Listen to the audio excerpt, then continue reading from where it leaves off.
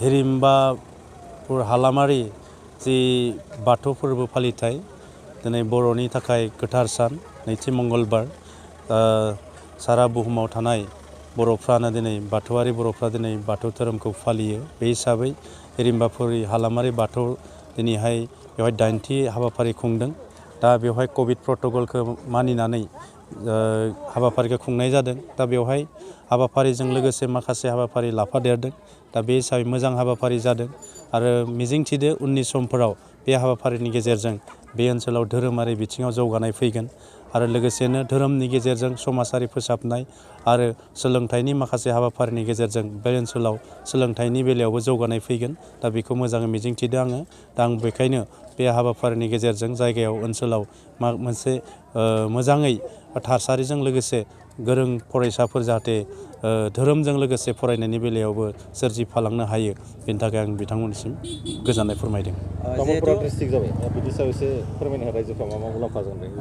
जोंनि थाखाय तामुलपुर हालामनि साफ्रोमबो सुबुंफोरनि थाखाय जोबोर गोजोनथाव बाथ्रा। जोंहा तामुलपुरा मोनसे गोदान जिल्ला जाबाय आसामनि। बे हिसाबै गाबोन जोंहा 22 जानुवारि हिसाबै जोंहा गाबोनो फिरफिला बिर होजेनग्रिगोन। दा आसामनि मानगोनां मन्त्रि इउ.जि. ब्रह्म बिथाङा बिर होगोन। दा बे हिसाबै जों गाबोननिफ्राय जोंहा तामुलपुरा आबुङै जिल्ला हिसाबै जोङो गनायथि मोनबाय। नंगौ, थांनाय गोलाव समफोराव बर'नि गोबां जों सोमावसारनायजों थाबोनायनि थाखाय मन्दिर बा धोरोमनि बिथिङाव जोङो गोख्रोङै माखासे हाबाफारि लाबोनो हायाखै आरो बर'नि गोबां ओनसोलफोराव रांखान्थिजों दाबो जोङो जौगाखांजोबनो हायाखै। बैफोरबायदि जाहोननि थाखाय जोङो मन्दिरफोरखौ लुफुंजोबनो हायाखै। नाथाय जों दिनैहाय नैबे ओनसोलफोराव मन्दिर लुनायनि थाखाय थाम थिम खालामगासिनो दङ। दा 8थि बोसोर हाबनाय लोगो लोगो जों एसे देरबोगासिनो दङ। दा बेखायनो उननि समफोराव बेवहाय मन्दिर लुफुंजागोन बे रोखा आरो बेवहाय जों सरकारनि बिथिंनिफ्रायबो जों बे मन्दिरनि बा बे ओनसोलनि बाथौ सिबिसुला रायजो राजाफोरनिसिम फोरमायनो लुबैयो सरकारनिफ्रायबो अनसुंथाया फैबाय थानाय समफोराव बेवहाय होनायनि राहा खालामनाय जागोन। खुंगा 8थि गोथार बाथौ सान फोरबो फालिनाय नैबे हिरिम्बा हालामारि बाथौ फोरबो फालिथाय आफादा जोंहा देग्लाय 8थि खेबाव आगान सुरबाय। जोङो गुबुन गुबुन बोसोरफोराव ओरैनो जोङो 8 सान 9 सान बेबायदि फालियोमोन बायदिसिना समाजारि हाबाफारिफोरखौ लानानै। नैबे बिरादथार माने थागिरखारि ओनसोल नैबे निज काउरुबाहा भिसिडिसि आरो निज दिफिलि भिसिडिसि मोननै भिसिडिसि मैखोम बर' ओनसोल 33टा बर' सुपा दङ बेवहाय।